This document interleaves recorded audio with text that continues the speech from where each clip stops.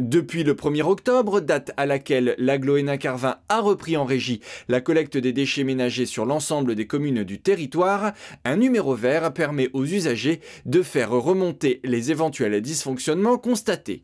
À l'autre bout du fil, les assistantes administratives de l'agglo sont chargées de recueillir ces réclamations avant de les transmettre au chef d'exploitation. Les types de réclamations, c'est j'ai pas été collecté.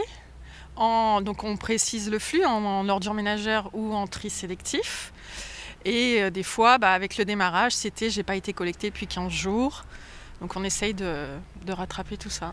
Si les appels ont atteint le pic des 60 réclamations par jour en octobre, ceux-ci ont légèrement baissé en novembre et décroissent régulièrement depuis lors. Il faut dire que pour passer de 4 à 14 communes collectées, l'agglo a dû revoir intégralement ses circuits de ramassage. On s'est fait aider par un bureau d'études avec lequel on a regardé la théorie de ces circuits, combien de temps de collecte, le temps qu'il fallait pour aller vider, le temps qu'il fallait pour aller rejoindre le point de départ du circuit en partant du CTC, en sachant qu'auparavant, nos nouveaux collègues qui viennent de l'entreprise Covet partaient de Wany, alors que maintenant, tous nos camions partent du centre technique communautaire.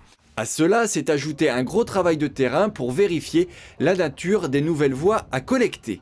Impasses, voies étroites, grands axes ont ainsi été repérés et identifiés afin d'adapter le matériel et les modes de collecte. Pour être prêt au 1er octobre, on a fait la commande en même temps de 5 BOM. 4 BOM 26 tonnes et une BOM 16 tonnes qui est destinée à la collecte des impasses.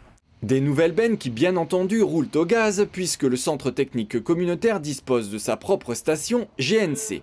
Dans le même temps, l'agglo a décidé de continuer à décarboner sa flotte et, dans les prochains mois, les 7 dernières bennes roulant au diesel passeront au baissant une carburation 100% végétale.